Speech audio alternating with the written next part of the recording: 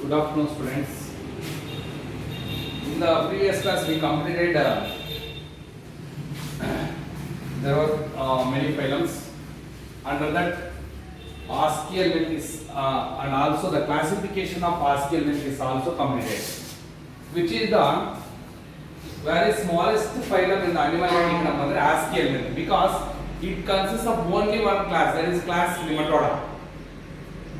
Next we shall pass on to the another what phylum, that is phylum Annelida.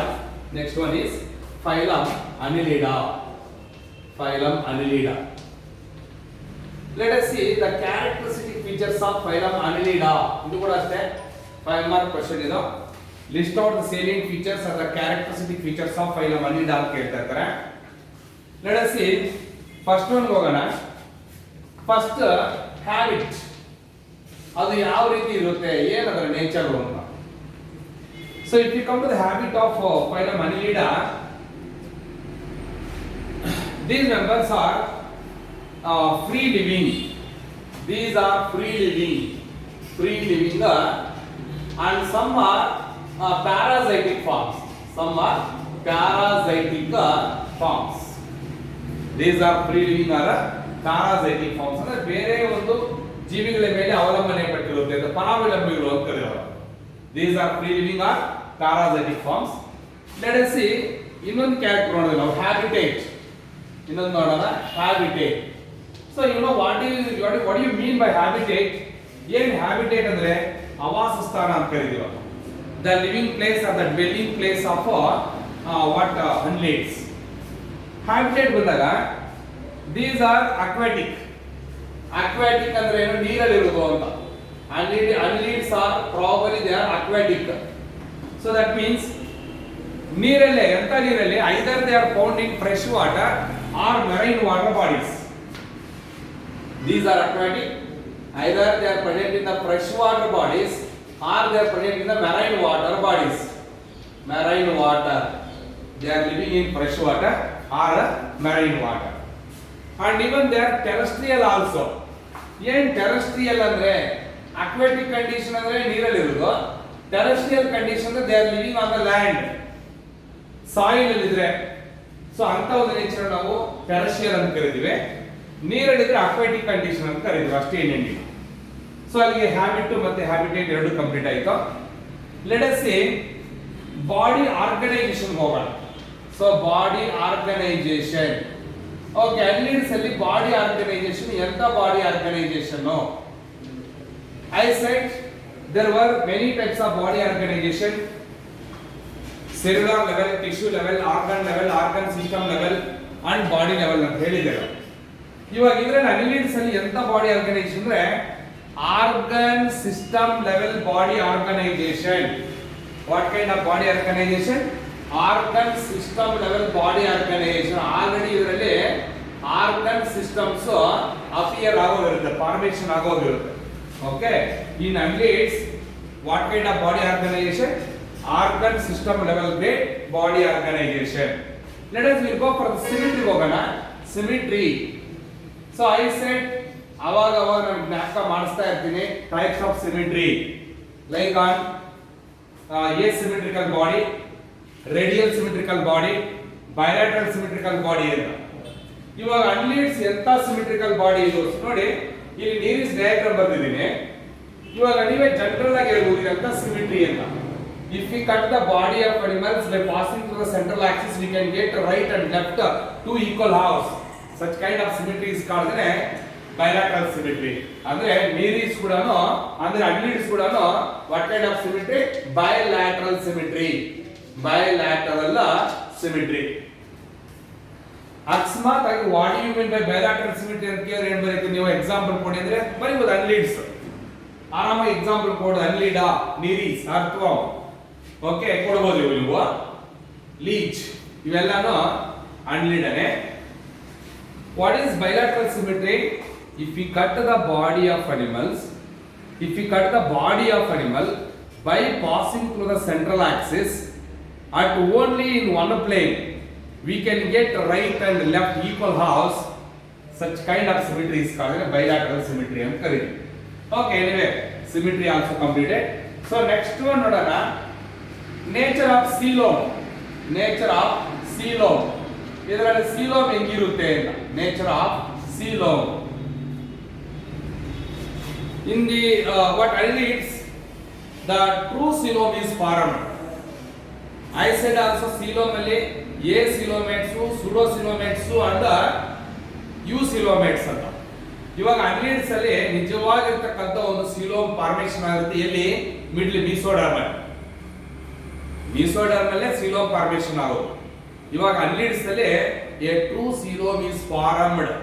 Hence these are called as eucoelomates. ಅದಕ್ಕೆ ನಾವು eucoelomates ಅಂತ ಕರಿತೀವಿ. eucoelomates. ಅಲ್ಲಿಗೆ coelom ಕೂಡ complete ಆಯ್ತು. Let us will go for the body wall. Body wall ತಗೊಂಡ್ರೆ, if you take the body wall of annelids, the body wall is composed of 3 germ layers.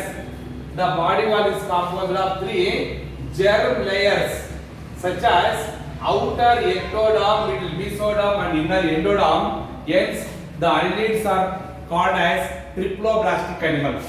ಅದಕ್ಕೆ annelids ನಾವು triploblastic ಅಂತ ಕರಿತೀವಿ. ಕೇಳಿಸ್ಕೊಳ್ಳಿ points correct ಆಗಿ.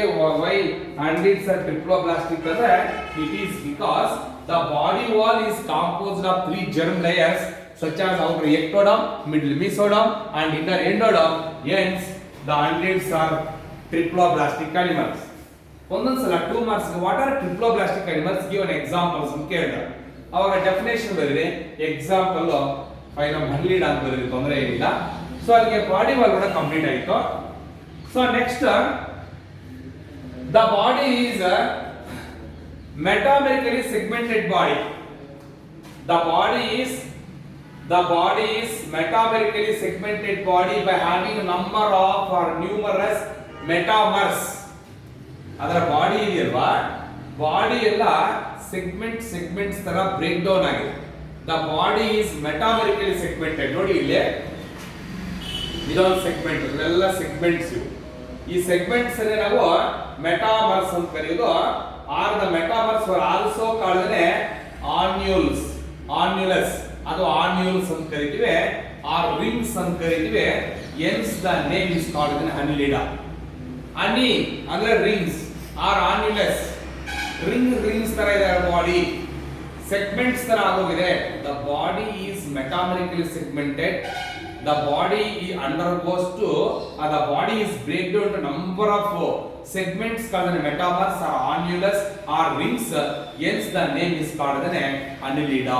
ಅದಕ್ಕೆ ಹೆಸರು ಕೂಡ annelida ಅಂತ ಕೊಟ್ಟಿದ್ದಾರೆ.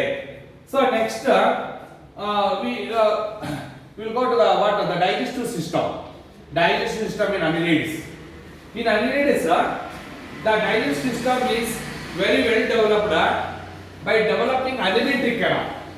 ಇವಾಗ ಇಷ್ಟೊತ್ತಿಗೆ ಇಲ್ಲಿಗೆ ಡೈಜೆಸ್ಟಿವ್ ಸಿಸ್ಟಮ್ ಚೆನ್ನಾಗಿ ಡೆವಲಪ್ಮೆಂಟ್ ಆಗಿದೆ. Digestive system is very well developed by having well developed alimentary canal. Alimentary canal ಎಲ್ಲ ಫಾರ್ಮೇಷನ್ ಆಗಿದೆ by developing very well developed alimentary canal. Alimentary canal by having mouth and as well as anus. ಇದರಲ್ಲಿ mouth ಮತ್ತೆ ಅಲ್ಲಿಗೆ mouth ಮತ್ತೆ anus ಬಂತು ಅಂದ್ರೆ alimentary canal ಚೆನ್ನಾಗಿ development ಆಗಿದೆ, ಡೈಜೆಸ್ಟಿವ್ ಕೂಡ ಚೆನ್ನಾಗಿ ಫಾರ್ಮೇಷನ್ ಆಗಿದೆ ಅಂತ. Okay, so that is what the digestive system. Next will go for the locomotion ಹೋಗೋಣ. ಲೋಕೋಮೋಷನ್ ಏನು? ಲೋಕೋಮೋಷನ್ ಅಂದ್ರೆ ಚಲನಾಂಗಗಳು, ಚಲನೆ, locomotory organs. If you take the locomotion, the annelids mainly consists of longitudinal and circular muscles. ನೋಡಿ, annelids ಅಲ್ಲಿ longitudinal muscles and circular muscles ಇರುತ್ತೆ. longitudinal muscles and circular muscles. See, longitudinal muscles and as well as circular muscles. ಇವಾಗ ಅರ್ಥವಂ ತಗೊಳ್ಳಿ. The earthworm shows locomotion by the help of longitudinal muscles. They can stretch their body. ಅದರ longitudinal muscles ಇಂದ ಅದರ ಬಾಡಿಯನ್ನು elongate ಮಾಡುತ್ತೆ, ಅಂದ್ರೆ stretch ಮಾಡುತ್ತೆ. ಮತ್ತೆ ಏನ್ ಮಾಡುತ್ತೆ? By the help of circular muscle, okay, they relax their body. ಹಿಗ್ಗೋದು ಕುಗ್ಗೋದು ಅಂತ ಕರೀಲ್ಲ. By the help of longitudinal and circular muscles.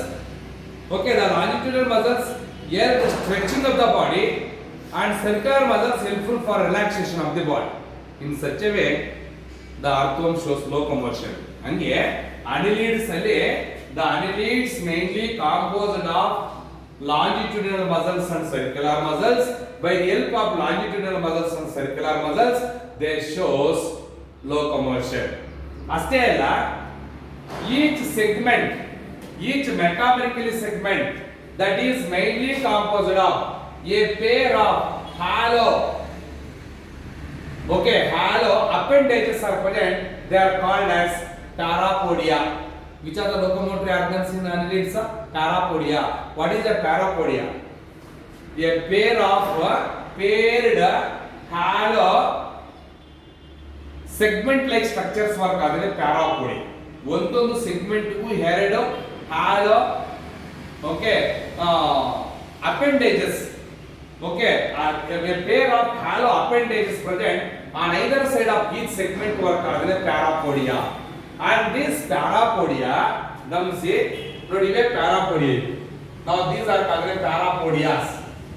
A pair of hollow appendages present on each side of the segment were called as parapodia, and this parapodia consists of a chitinous bristle like structures. ನಿಮ್ಮ ಕಣ್ಣಿಗೆ ಹೆಂಗೆ ರೆಪ್ಪೆಗಳಿದೆ ಆ type ಅಲ್ಲಿ what a fine chitinous bristle like structures were present called as setae. ನೋಡಿ, ಈ ಒಂದು ಪ್ಯಾರಾಪೋಡಿಯಾಗೆ ಮತ್ತೆ fine chitinous bristles were present. These are called as setae. By the help of this setae, they can show locomotion. ನೋಡಿದ್ರಾ, ಅಲ್ಲಿಗೆ longitudinal muscles, circular muscles ಕೂಡ locomotion help ಆಗುತ್ತೆ. ಪ್ಯಾರಾಪೋಡಿಯಾ help ಮಾಡುತ್ತೆ. ಆ ಪ್ಯಾರಾಪೋಡಿಯಾಗೆ ಕೈಟಿನಸ್ ಬ್ರಿಸ್ಟಲ್ ಲೈಕ್ ಸ್ಟ್ರಕ್ಚರ್ಸ್ ಅಂತ ಅದನ್ನ ನಾವು ಸೀಟೆ ಅಂತ ಕರಿತೀವಿ. ಅಷ್ಟೇ ಅಲ್ಲದೆ ಇಫ್ ಯು ಟೇಕ್ ದ ಅರ್ಥವರ್ಮ್, ಅದೇ ನೀವು ಅರ್ಥವರ್ಮ್ ತಗೊಂಡಾಗ ದ ಮಸ್ಕ್ಯುಲರ್ ಬಾಡಿ ವಾಲ್, ಅರ್ಥವರ್ಮ್ ಅನ್ನು ಟಚ್ ಮಾಡಿ ನೋಡಿದೀರಾ? ಅದರ ಅರ್ಥವರ್ಮ್ ಹೆಂಗಿರುತ್ತೆ? ಮಸ್ಕ್ಯುಲರ್ ಬಾಡಿ ವಾಲ್, ಮಸಲ್ ಇಂದ ಮಾಡಲ್ಪಟ್ಟಿರ್ತಕ್ಕಂಥ ಒಂದು body wall. The muscular body wall is composed of a hair like bristles were called as setae. ಇದಕ್ಕೆ ಪ್ಯಾರಾಪೋಡಿಯಾ ಇರಲ್ಲ, ನೀರಿಸಲ್ ಮಾತ್ರ ಪ್ಯಾರಾಪೋಡಿಯಾ ಇರುತ್ತೆ. ಆ ಪ್ಯಾರಾಪೋಡಿಯಾಗೆ ಸೀಟೆ ಇರುತ್ತೆ. ಆದರೆ ಅರ್ಥವರ್ಮ್ ಅಲ್ಲಿ ಡೈರೆಕ್ಟ್ ಆಗಿ ಅದರ ಮಸ್ಕ್ಯುಲರ್ ಬಾಡಿ ವಾಲ್ಗೆ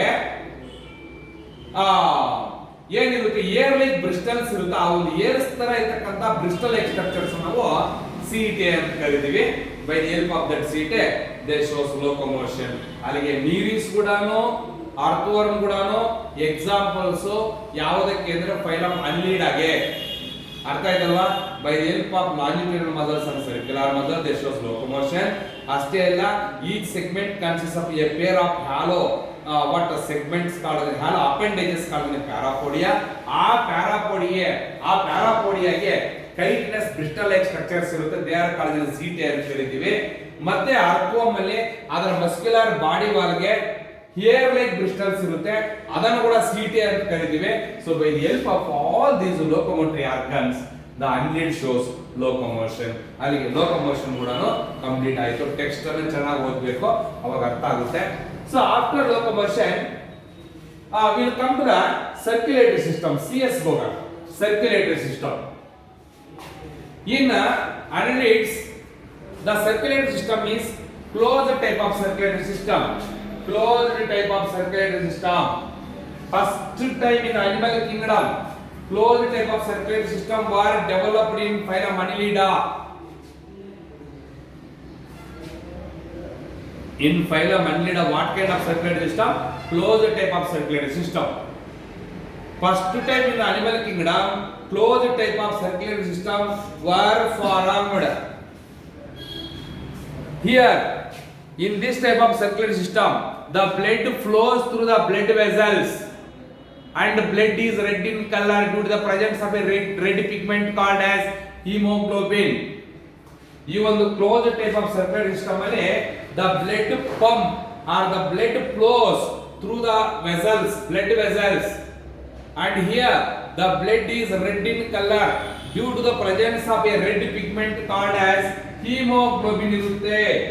ಅದಕ್ಕೋಸ್ಕರನೇ blood is red in color due to the presence of a red pigment called as hemoglobin. ಅಲ್ಲಿಗೆ ಸರ್ಕ್ಯುಲೇಟರಿ ಸಿಸ್ಟಮ್ ಕೂಡ ಕಂಪ್ಲೀಟ್ ಆಗೋಯ್ತು. ನೆಕ್ಸ್ಟ್ ಒನ್ ನೋಡೋಣ, ವಾಟ್ ಎಕ್ಸ್ಕ್ರೀಟರಿ ಸಿಸ್ಟಮ್. ಅದಾದ್ಮೇಲೆ ರೆಸ್ಪಿರೇಟರಿ ಸಿಸ್ಟಮ್ ನೋಡೋಣ. What is excretory system? In annelids the excretory system is also very well developed by having an elongated tubular coil-like structures were present on each segment were called as metanephridia. ನೋಡಿ ಎಂತೆಂತ important question ಬರುತ್ತೆ ಇದೆ. Which are the excretory organs in annelids? ಮೆಟಾನೆಫ್ರಿಡಿಯಾ. ಏನ್ ಮೆಟಾನೆಫ್ರಿಡಿಯಾ ಅಂದ್ರೆ an elongated tubular highly coiled tube-like structures were formed on each segment of the or each metamer of the annelids were called as metanephridia. ಅರ್ಥ ಇದರಲ್ಲಿ ಕಾಣಿಸ್ತಾ ಇದೆ. an elongated tubular highly coiled tube-like structures were found on each side of each segment were called as metanephridia. Okay, and they removes waste materials in the form of worm castings. ಇವಾಗ ಅರ್ಥವಮ್ ನೋಡಿ, ಅರ್ಥವಮ್ ಏನು food ಅನ್ನ digest ಮಾಡ್ಕೊಂಡಿರುತ್ತೋ they remove the undigested food or excretory waste products in the form of castings. worm castings ಅಂದ್ರೆ ಏನು? ಒಂಥರ coil ಆಚೆ ಕಡೆ ಬಂದಿರ್ತಾರೆ, ರಿಂಗ್ ಟೈಪ್ ಆಚೆ ಕಡೆಗೆ ಎಕ್ಸ್ಕ್ರೀಷನ್ ಮಾಡಿರುತ್ತೆ. Okay, that undigested food that excreted out from the body of the annelids were called as worm castings ಅಂತ ಕರೀತೀವಿ. ಸೊ ಅಲ್ಲಿ ಎಕ್ಸ್ಕ್ರೀಟರಿ ಸಿಸ್ಟಮ್ ಕೂಡ ಕಂಪ್ಲೀಟ್ ಆಯ್ತು. Next one will go for the respiratory system. In annelids, the respiratory system mainly takes place through their moist skin or their moist body wall. Take an example, earthworm ಬಾಡಿಯನ್ನು ಮುಟ್ಟು ನೋಡಿ, ತೇವಾಂಶ ಇರುತ್ತೆ, ತೇವದಿಂದ ಕೂಡಲ್ಪಟ್ಟಿರುತ್ತೆ. ಆ ಒಂದು ತುಂಬಾ ತೇವದಿಂದ ಅಂದ್ರೆ ಮಾಯಿಸ್ಟ್ ಸ್ಕಿನ್ ಮುಖಾಂತರ ಅಥವಾ ಮಾಯಿಸ್ಟ್ ಬಾಡಿ ವಾಲ್ ಮುಖಾಂತರ ರೆಸ್ಪಿರೇಷನ್ ಮಾಡುತ್ತೆ. ಯಾವುದು? Terrestrial forms. And even to the parapodia, ಇದೊಂಥರ ವಿಚಿತ್ರ, ಅದರ ಮಾಯಿಸ್ಟ್ ಬಾಡಿ ವಾಲ್ ಇಂದ ಮತ್ತೆ ಪ್ಯಾರಾಪೋಡಿಯಾದಿಂದನೂ ರೆಸ್ಪಿರೇಷನ್ ಮಾಡುತ್ತೆ. The terrestrial forms of annelids, ಯಾವ annelids ಟೆರೆಸ್ಟ್ರಿಯಲ್ ಫಾರ್ಮ್ಸ್ ಆಗಿರುತ್ತೋ, ಲ್ಯಾಂಡ್ ಮೇಲೆ ಇರುತ್ತೋ, ಸಾಯಿಲ್ ಅಲ್ಲಿ ಇರುತ್ತೋ ಅಂತ ಒಂದು annelids, they shows respiration through their moist body wall and as well as the parapodia. And even the aquatic forms, ಯಾವ annelids ನೀರಲ್ಲಿ ಇರುತ್ತೋ, the aquatic forms, they can shows respiration through the gills ಮುಖಾಂತರ respiration ಮಾಡುತ್ತೆ. So that completes respiratory system also. So next one ಹೋಗೋಣ, nervous system. In annelids, the nervous system that mainly consists of circumpharyngeal nerve ring. ಜ್ಞಾಪಕ ಇಟ್ಕೊಳ್ಳಿ, ಇವಾಗ ನಿಮಗೆ ಏನು ತಲೆ ಬುರುಡೆ ಇದೆಯೋ ಅದನ್ನ ಏನು ಕರಿತೀವಿ ನಾವು? ಸ್ಕಲ್ ಅಂತ ಕರಿತೀವಿ. ಸ್ಕಲ್ ಆರ್ ಬಯಾಲಜಿಕಲ್ ಆಗಿ ಕ್ರೇನಿಯಂ ಅಂತ ಕರಿತೀವಿ, ಹೌದಲ್ವಾ? ಕ್ರೇನಿಯಂ ಅಲ್ಲಿ ನಮಗೆ ಏನಿದೆ? ಬ್ರೈನ್ ಇದೆ. ಅದು ಎಂತ ಏನು? ಆ ಬ್ರೈನ್ ಏನು ಕರಿತೀವಿ? CNS, central nervous system. CNS, ANS, PNS ಅಂತ central nervous system, autonomous nervous system and peripheral nervous system. ನಮ್ಗೆ ಅದೆಲ್ಲ ಬೇಡ ಇಲ್ಲಿ. ಇವಾಗ ಇಲ್ಲಿ in case of annelids, the nervous system is very well developed by having a circumpharyngeal nerve ring. That circumpharyngeal nerve ring, this is the circumpharyngeal nerve ring, which is composed of a pair of cerebral ganglia. ಅದರಲ್ಲಿದೆ ಎರಡು cerebral ganglia ಇದೆ. And this cerebral ganglia which extends into two solid or double solid ventral nerve cord. You know what you mean by ventral and dorsal? Ventral ಅಂದ್ರೆ ಕೆಳಭಾಗದಲ್ಲಿ. ಇವಾಗ ಈ ಒಂದು ಅರ್ಥೋಮ್ ಇರುತ್ತೆ ಅಂತ ತಿಳ್ಕೊಳ್ಳಿ. ಮೇಲ್ಭಾಗನ ನಾವು ಡಾರ್ಸಲ್ ಅಂತ ಕರಿತೀವಿ. ಅದು ಭೂಮಿಗೆ ತಾಕೊಂಡು ಹೋಗ್ತಾ ಇರ್ತಾರೆ, ಅದನ್ನ ವೆಂಟ್ರಲ್ ಪೋರ್ಷನ್ ಅಂತ ಕರಿತೀವಿ. ಆ ವೆಂಟ್ರಲ್ ಪೋರ್ಷನ್ ಅಲ್ಲಿ double solid ventral nerve cards ಇರುತ್ತೆ. ಮತ್ತೆ ಈ ಸೆಗ್ಮೆಂಟ್ ಅಲ್ಲಿ ನರ್ವ್ಸ್ ಇರುತ್ತೆ, 5 ಕಾಲಿನ ನರ್ವ್ಸ್ ಇರುತ್ತೆ. ಒಂದೊಂದು ಸೆಗ್ಮೆಂಟ್ ಎಲ್ಲ ನರ್ವ್ಸ್ ಎಲ್ಲ ಬಂದಿರುತ್ತೆ. ಅಲ್ಲಿಗೆ ಇನ್ annelids the nervous system mainly consists of what and what. In annelids the nervous system mainly consists of circumpharyngeal nerve ring, a pair of cerebral ganglia and double solid ventral nerve cords and segmentedly arranged nerves. Segmentedly arranged nerves. That what the nervous system in case of annelids. ಅಲ್ಲಿಗೆ nervous system ಕೂಡ complete ಆಯಿತು. So next one will come to the reproductive system, last one. If we come to the reproductive system in earthworm or the reproductive system in annelids, annelids ಅಲ್ಲಿ ನಾವು reproductive system ತಗೊಂಡ್ರೆ reproductive system ತಗೊಂಡ್ರೆ in earthworm the reproductive system ತಗೊಂಡ್ರೆ reproductive system is very well developed. Either it is sexual methods. Yeah, the reproduction is probably sexual methods, sexual type of reproduction. See, for example, earthworm bisexual, nereis unisexual. ಅದು bisexual ಆಗಿರಲಿ. Bisexual ಅಂದ್ರೆ ಏನು? ಎರಡು sex organs ಒಂದೇ ಬಾಡಿಯಲ್ಲಿದೆ. Example ಅರ್ಥೋಮ್ ತಗೊಳ್ಳಿ. ಇಲ್ಲ unisexual ಅಂದ್ರೆ ಏನು? The sexes are separate. Take an example Nereis ತಗೊಳ್ಳಿ. ಇವಾಗ ಐದರ್ ಯೂನಿಸೆಕ್ಷುವಲ್ ಆಗಿರಲಿ ಬೈಸೆಕ್ಷುವಲ್ ಆಗಲಿ ರಿಪ್ರೊಡಕ್ಷನ್ ಮಾತ್ರ ಸೆಕ್ಷುವಲ್ ಮೆಥಡ್ಸ್ ಅಲ್ವಾ? ಸೊ ರಿಪ್ರೊಡಕ್ಷನ್ ತಗೊಂಡ್ರೆ in annelids the reproduction is sexual type of reproduction or sexual method of reproduction. And if you take fertilization ತಗೊಂಡ್ರೆ fertilization is internal. Growth and development is either direct or indirect type of development. Fertilization ಮಾತ್ರ internal ಹೊರಗಡೆ ನಡೆಯೋದು. But growth and development ತಗೊಂಡಾಗ either it is direct type of development or indirect type of development. ಆಗ ಯಾವುದ್ರಲ್ಲಿ direct ಯಾವುದ್ರಲ್ಲಿ indirect ಅನ್ನೋದು important. In bisexual annelids, take an example earthworm. Earthworm ಅಲ್ಲಿ ತಗೊಂಡಾಗ the development is direct in bisexual forms and development is indirect in unisexual forms. If it is indirect, ಅಕಸ್ಮಾತ್ ಅದು indirect ಆಗಿದ್ರೆ, if it is indirect through a larva stage that is called as trophophore larva. ನೋಡಿ ಒಂದೊಂದು phylum ಒಂದೊಂದು larva ಬರ್ತಾ ಇದೆ. trophophore larva. If it is indirect, the development if it is indirect through a larva stage called trophophore larva ಅಂತ ಕರೀತೀವಿ. So that completes the characteristic features or the salient features of phylum Annelida. Let us see the classification of phylum Annelida. Classification of phylum Annelida.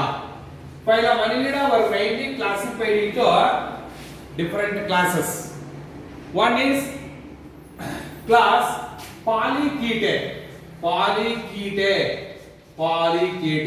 Second one is class Oligochaetae. And third one is class Irudinaria.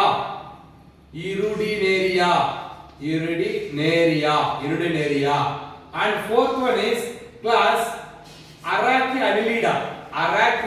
ಅಂತ ಕರೀತೀವಿ ಅಷ್ಟೇನಿಲ್ಲ. Arachidnida. So 4 classes. If you come to the phylum Annelida were mainly classified into 4 classes. One is class Polychaetae.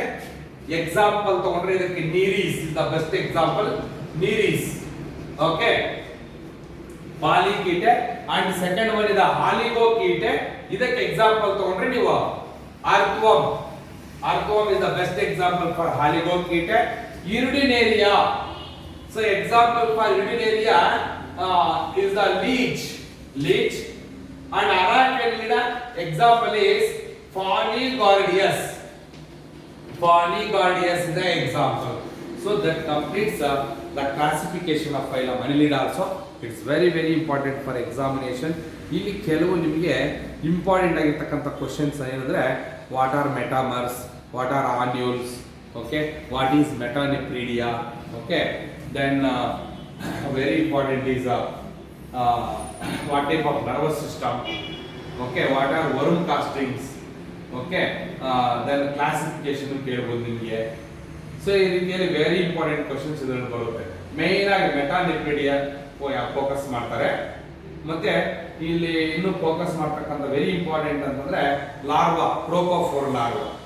Okay, that complete this phylum Annelida. Next class we will go for the phylum Arthropoda. Thank you.